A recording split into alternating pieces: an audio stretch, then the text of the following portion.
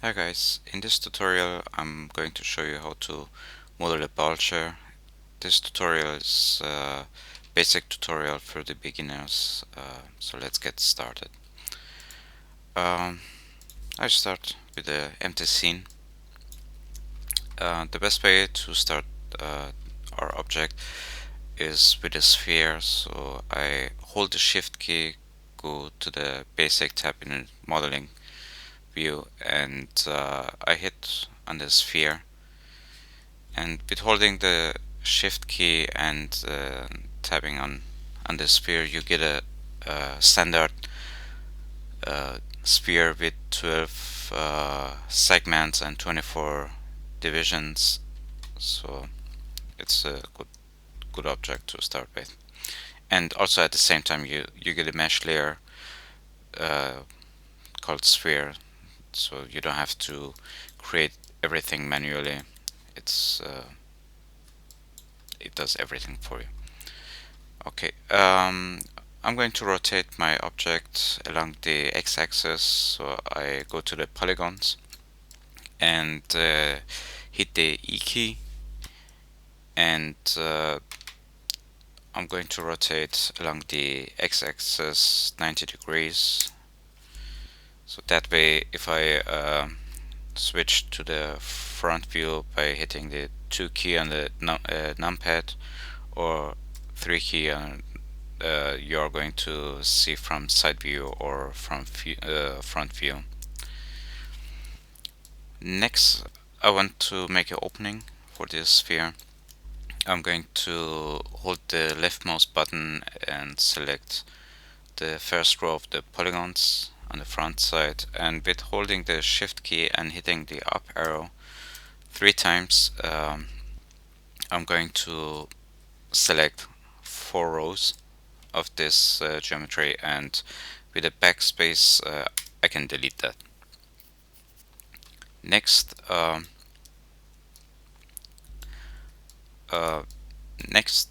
going to make this object a bit thicker because right now it's very thin, and we are going to use this tool, thicken.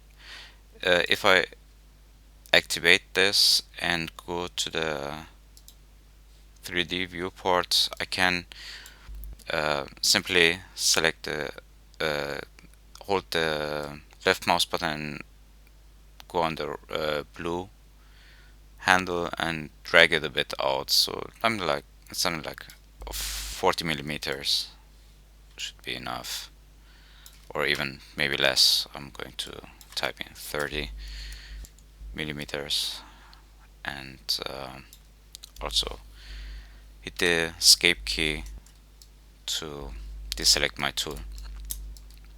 Okay, I'm going to change the name to outer shell. It's always very important to name your layers so you know which object is in which layer. If you have always same names, or like sphere 1, 2, 3, after a while when your scene gets crowded, you don't know what you had in scene or which object is in which layer. So I recommend you guys to always change the name of your mesh layer. Okay, this is my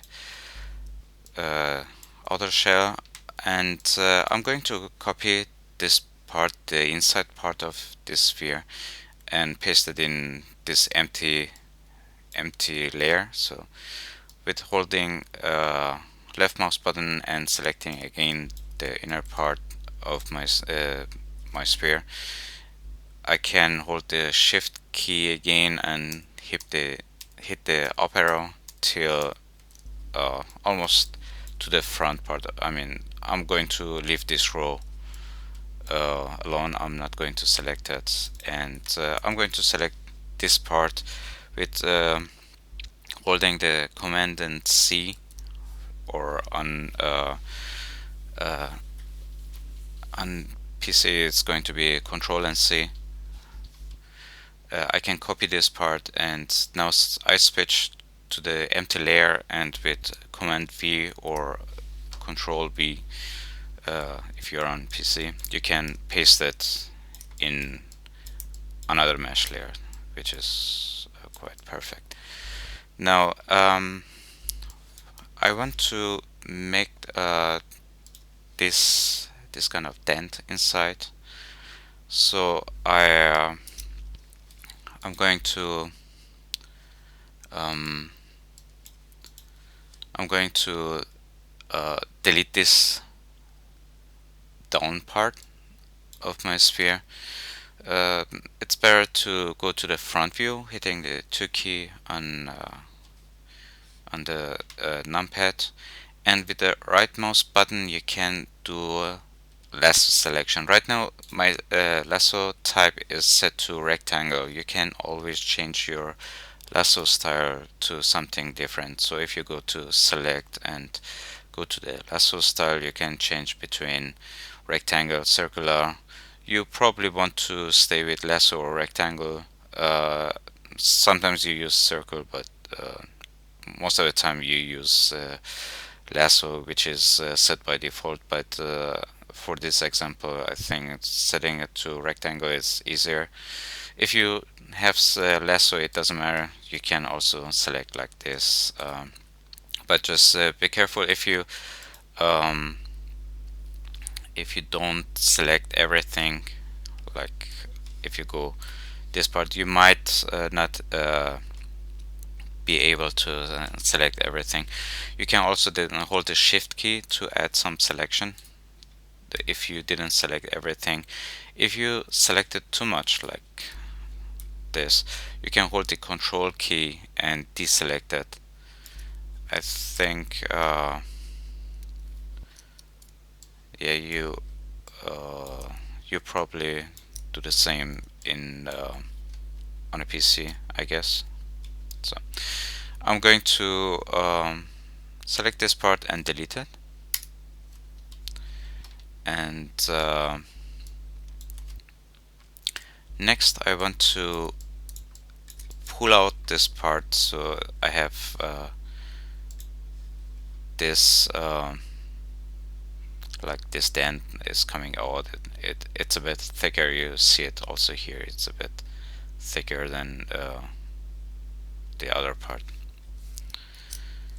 So for this I'm going to use a bevel tool. You have to be also in polygon mode before doing this. So hitting the B key for bevel, you can and hitting 3D viewport, you can activate your tool. First I'm going to drag my object a bit to the like shift it the outside, and after that I'm going to give some inset, like few millimeters, like 6 millimeters. It doesn't have to be so much.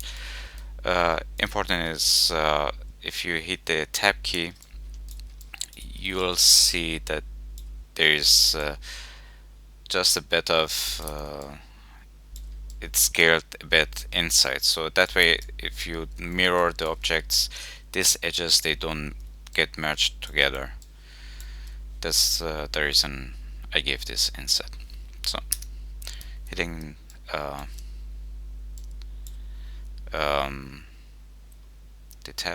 tab key to go into the subdivision surface, and I hit the escape to deselect my object. And next part is to mirror my geometry to the other side, so I can join them in between. For this I go to duplicate and use the mirror tool. That's the shift V key. I recommend to memorize some of this shortcuts, because you're probably going to use it very often. So shift and V to activate the mirror, and I'm going to hit once in the viewport.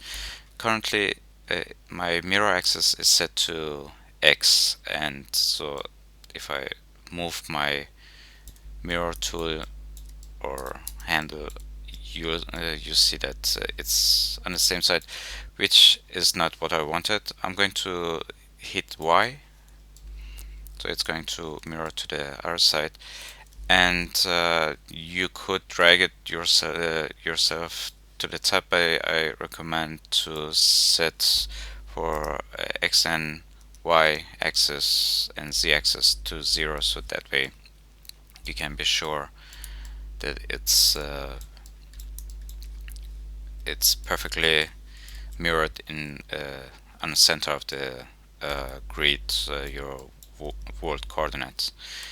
And in case your edges don't merge perfectly together, you have also the possibility to set the distance for merged vertices a bit higher, so like a few millimeters, like 2 or 3 millimeters, depending on how big is your object. But sometimes the objects don't merge perfectly after mirroring, so I would recommend to increase the distance to few millimeters. Okay. I'm going to deselect my object. There's also an issue. You can see it here. That's if I hit the 6 key on the numpad in reflection mode, you see you get some not very nice part reflection. It's probably won't be a big problem because many people don't see it, but I recommend to remove this. There's a solution for this. I have to go back some few steps. I'm going to go back to this part where I deleted, and I'm going to make the auto share invisible for now. You could delete this inner circle or half circle, and if you select in edge mode, if you can select this row of I know there are 8 edges, and with hitting the Z key for extend, that's edge extend tool, you can drag your edges downwards, and currently I have activated my rotate and scale options for extend tool. You probably have only move tool activated, so don't worry about it. Next, you can hit the R key for scaling and set the value for Y to 0, and we want to pull it back a little bit so that's almost aligned with the other edges. And you can close this gap by going to vertices and select these 4 point vertices and hit P for polygon, and you can create new polygon and close it. The reason I left these 2 edges is because I mostly try to create polygons with 4 vertices. I could create a polygon with 3 vertices, which shouldn't be a big problem too, but I'd rather to have 4-point polygons. Alright, and now you can go to polygons mode again and hit the B key for bevel. Just drag a bit out and give a bit of inset. This time I'm going to make it a bit more, like 11 millimeters, and that's it. Now you can use the mirror tool again with Shift V. I'm going to hit it again, and if you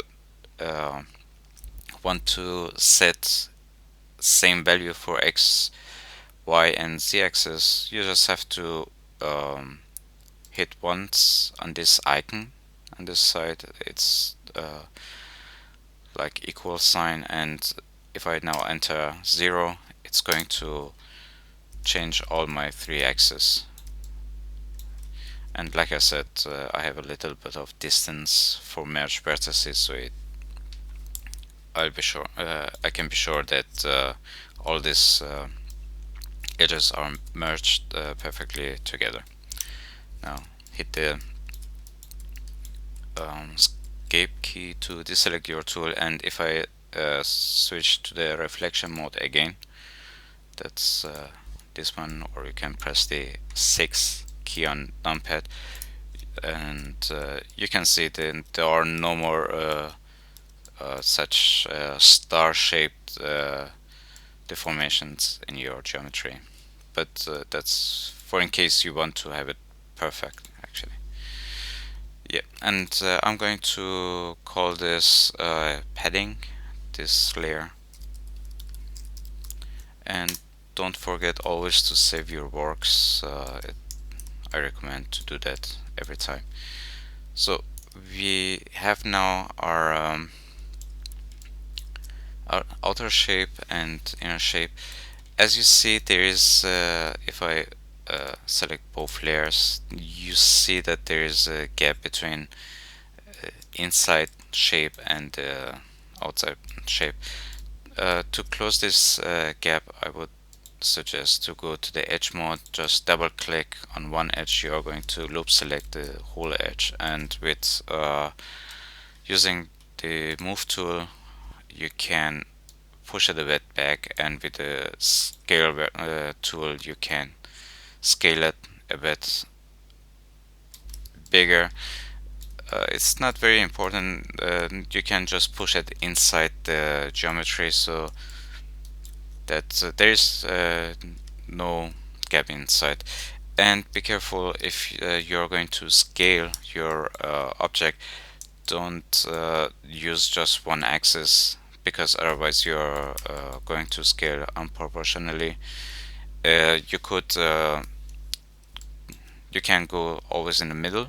It's going to scale along all 3 axes, or you can also hit this blue circle, which is going to scale along the x and y axis. So just like this, it's going to go inside the outer shell so that there's no more opening there. Okay, the next step is to create the cushion. I'm going to create an empty layer by pressing the N key, and I'm going to start with a cube, but for this I'm going to change to all my viewports, the 3 orthogonal viewports and the perspective, by hitting the 0 key on numpad.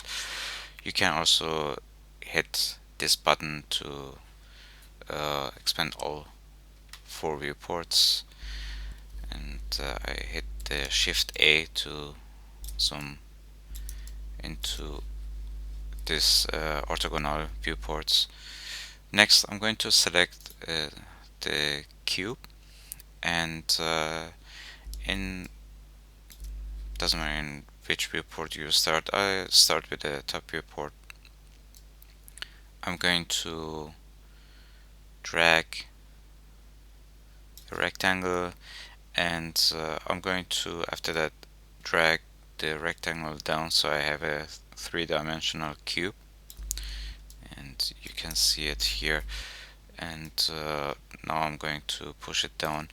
It's you can set the x value to 0 so it's perfectly in the middle, or afterwards, and I'm going almost till the lower part of my model. You can also just deactivate the outer shell so it doesn't doesn't disturb you with modeling. Now I drop my tool, so I have to start again. I'm going to delete that, and again I'm going to drag the rectangle and drag it down. So it's something like yeah, I think it's something like 880 millimeters for X and Y 100 millimeter, Z 750 maybe.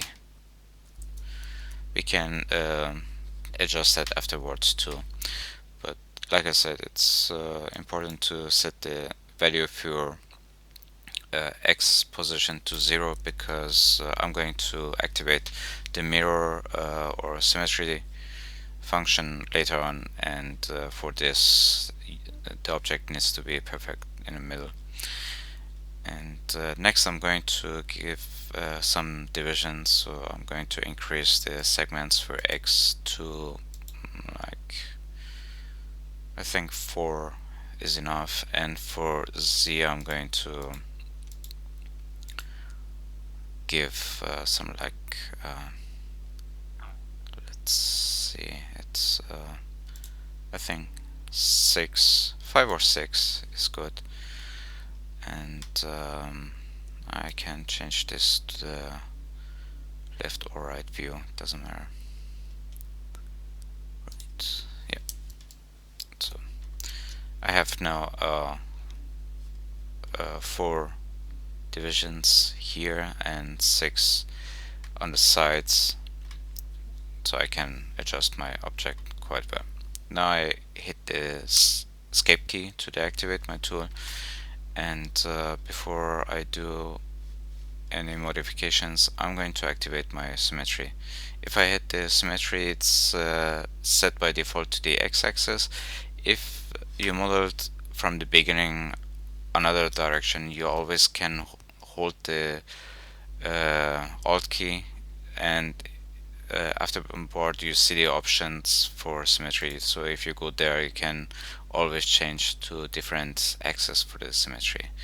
But for me it's okay. I want to have the x-axis, so I'm going to select the polygons, and with the right mouse button I can select one side of my model, and you see the all edges in if you select from viewport in wireframe mode, you can just, by selecting basically this part, you are going to select all the side polygons, and because of the symmetry is also on, you are going to move both sides at the same time. So now if I hit the move tool, I can move it to the top, I can drag it inside, and I'm going to rotate it a bit, like hitting the E key for rotate tool and just rotating it a bit. Maybe it's a bit too high. I'm going to drag it a bit down and push it inwards afterward. Like I said, a lot of these parts you can modify afterwards. Next I'm going to select this edges by going to edge, or you can double click on this edge and it's going to loop select one side, and because of the symmetry is also selecting the other side too. I'm going to move this a bit higher, and with the rotate tool I'm going to rotate it also a bit, and yeah, that's first like this. I probably need to move everything a bit down, so it's not floating too much in the air. And probably if I go to the sub-D mode afterwards, it's going to be also a bit smaller, so I have to adjust it again. Now the next part is to bend this object. There are different possibilities. I'm going to show you the manual adjustment, and there are, like I said, there are two other methods. You can go to polygon mode, edge mode, or vertices, doesn't matter. And I'm going to polygon mode, and the way I'm going to do this is with the lasso selection. I'm going to select this part and hit the E key for rotate tool. Now I can go to, if I hit this corner, I can move my rotate um, tool to this part of the mesh, and I can rotate from this edge, which is that's where I want to bend my first part. Then holding the shift key and pressing the down button, I'm going to deselect one one row, and I'm going to hit again on this part and just rotate it like this, and I can do that for the other parts. Holding the shift key, hitting the down button, I'm going to deselect one row after the another, and just rotate like this. Oops. Oops. And if everything is bit off, doesn't matter, you can always use the move tool to just match the position. I just want to have the curvature of this in padding, so you can also go to the edge mode and double click and loop select an edge, and with move tool you can just move it like this. And if you are in edge mode, you can with a up with a left and right mouse button, you can select the next row. So there are different kind of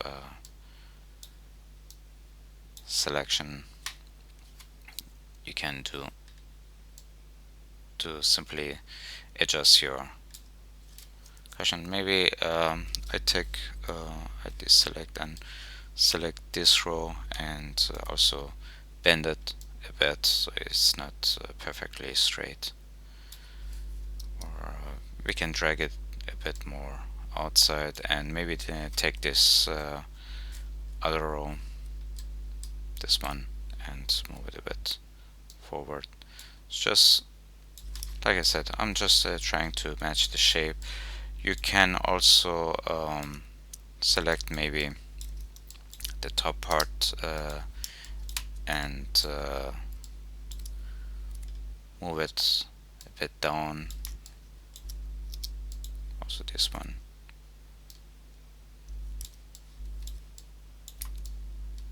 So it gets the shape. If I hit the tab key, it's now quite round, and now I can I see it's also hovering a bit in the air and over the padding, so I'm going to move everything a bit lower. Okay, that's simple as that.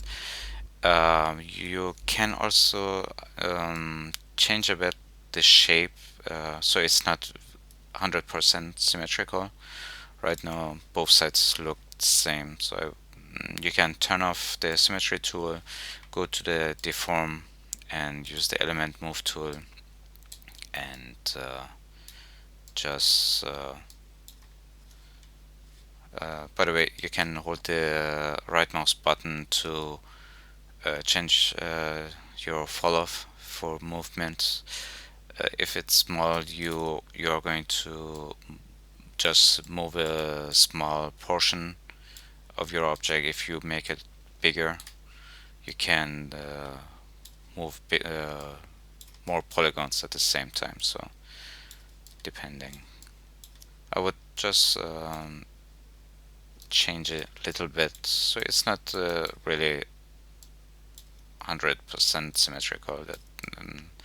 That's very important to break sometimes this, and these are these little details that can make your scene interesting. So this is one method of modeling the cushion, I'm going to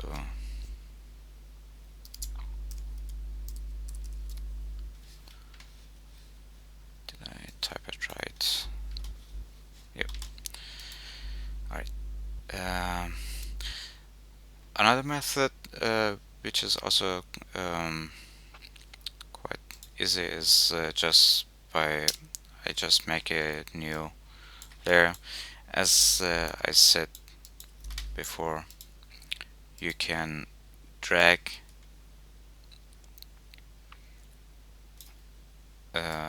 rectangle, but this time I'm not going to make it thick. I'm going to have just a simple plain object. I'm going to also set the position to 0. I still want to have my divisions like 4, 1, and 5 for division for x and 5 for z. So this object can bend quite good. Then I'm going to expand this viewport so you can see it better. Next part, if you go to mesh constraint, you can go to constraint to the background, and you can, if I now rotate the object and move it down, it's I think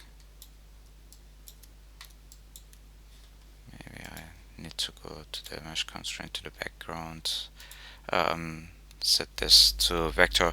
The constraint should be, I think, screen axis. So let's check this with the move tool. Yeah, exactly. Now it's perfect sitting on top. Again, I'm going to show it. If, as soon as you activate the mesh constraint to the background, set the constraint type or geometry constraint to screen axis, and depending from your viewport, how you look at the object is going to project this plane onto this surface. So right now it's quite plain, and if as soon as I go to the move tool and activate it, it's going to project onto this surface, and you see it's perfectly curved. If you don't get it right at the beginning, like you had your viewport like this, and as soon as you switch to move tool, you see it's going to push this back because you were looking from the front. So it doesn't matter, you can go back one step with Command Z or Control Z, and just rotate your viewport so it matches the surface you want to project to, like this maybe. And as soon as I hit the move tool, it's going to project onto this object, and it's perfectly matched. So I'm going to deselect, and I'm going to also deselect my mesh constraint to none, so I don't want it. And next I'm going to use the thicken method to just make it a bit thicker, and like again hitting the tab key, you are going to in subdivision mode, and I can press the whole thing a bit down. Doesn't matter if it just goes inside the padding, nobody sees it actually, and it's better than hovering in the air, so it's good like this. And again with element move tool, or if you hit the T key, you can start dragging some parts out, and maybe careful not to push it too much inside the shell or padding. And going to modify it like this. So you have these two methods. I'm going to call this cushion. tool. So, but I'm going to stick to the first version of Modo. I like this one better. So I can now make my author shell also visible. Next step is I want to everything sits perfect in the middle, and for creating the feet I need to move the objects a bit higher. So what I do is with holding the layer and dragging on top of the outer shell, I'm going to parent the padding and also the cushion to the outer shell. So now if I select the outer shell in the item mode, it's very important that you go to the item mode. Now I can move everything higher, and other objects that are following this item too. If you're in author shell but also in polygon mode, and if you move your object, the other parts are going to stay. It's because of the center of the outer shell is going to stay, but the polygons are going to move. So it's that's why it's important to go into item mode and move everything together. And I also want to rotate my item, so I'm going to hit the E key in item mode, and you can just rotate, I don't know, maybe 20 or even less, like 17 degrees, just a bit, so it's not just straight. So maybe I'm going to move it even a bit higher, like I don't know, 650 millimeters. Okay. Next step is creating the fit for stand. For this, I'm going to also create a new layer, pressing the N key, and I can use a cylinder for this. I'm going to select the cylinder. I don't need the segments, so I'm going to turn that down all the way to 1. The sides 24, it's okay, it doesn't matter. It can be also a bit less, but I just leave it to 24 sides for now. I'm going to create a cylinder because I wasn't looking from the top. I was accidentally creating the cylinder along the z-axis. So you always need to rotate your viewport, so you have a compass here and it shows which one is your work plane. And now I can, if I create my cylinder or my feet, so it's going to be along the x and z axis. And I want to have from top view, I think I'm going to have around 430 millimeters. That's quite good. And set the position for x and z to 0, so it's also in the middle. Now going, oops, what happened? 430 millimeters, yeah. And now I'm going to go to perspective, and I think I need also a bit of height, so like 15 millimeters. Alright, that's our basic geometry. Now we switch to the polygons again. I'm going to select the top polygon with bevel tool. Using the bevel tool, the B key, I'm going to first give some inset around, I'm just going all the way down, maybe 200, yeah, 280, something around 280 millimeters. Next, I want to drag it out, so I'm going to hold the shift key and hit the left mouse button once, and now I have another insert, and this time I drag the whole shape also a bit out. Maybe I can make it a bit even smaller, and I go a bit lower, so around 60 millimeter, shift and insert like 90. And I need um, another extrusion, so I'm going to hold the shift key again and hit left mouse button one more time and just drag it out. And this time I'm going to scale it also a bit more, like 22 millimeters. It shouldn't be so much. And with the escape key I'm going to hit the escape key 2 times to deselect everything. Now if I press the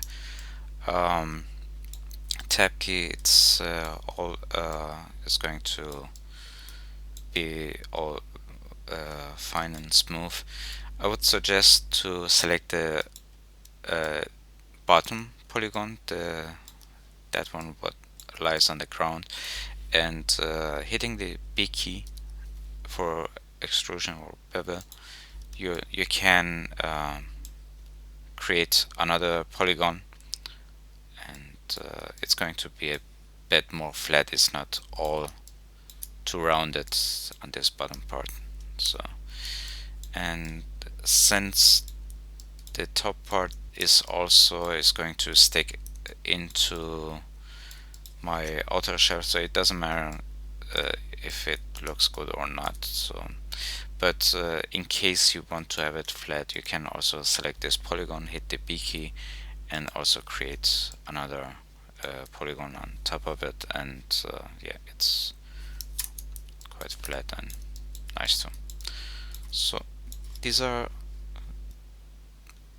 I'm going to name this to stand. So that's basically the geometry you need to create. For adding the materials, I would suggest that first you select the other shell. You can hit the M key for material, give a name like outer shell matte, and I want to have it perfect white, so I'm going to just set all the numbers to 255, and I give also the same material to for the stand. So I'm going to select the next object. I'm going to hit M key, and I'm going to select the outer shell matte, and now they have the outer shell and the stand, they have the same material. So if I change the outer shell, this one has the same material. And for padding, I can give also material, like hitting M key, and I call this padding matte, and this time I'm going to use a red color. So, and it's also the same for the cushion, so I'm going to hit MK and cushion, and maybe a little bit of white yellowish color. So, alright, now we can have a look in render view. You can open a preview window. If you go to render and open preview, you can see your object, a preview of your object, and see how it looks like. Currently I don't have any light setting or any ground. you can create ground by holding the shift key and creating a plane and scaling this plane, for example. That's one method. Other one is you can go in items list and here at the side under, I think it should be volumes, ground plane, and as soon as you hit the ground plane you get probably it's in items filter, volumes should be activated, and I have this ground plane which you can set the size, and you can also activate fog or other stuff what you want. So I hope you liked this tutorial. If you have any questions, leave some comments and I try to answer them as soon as possible. Thank you for watching and see you next time.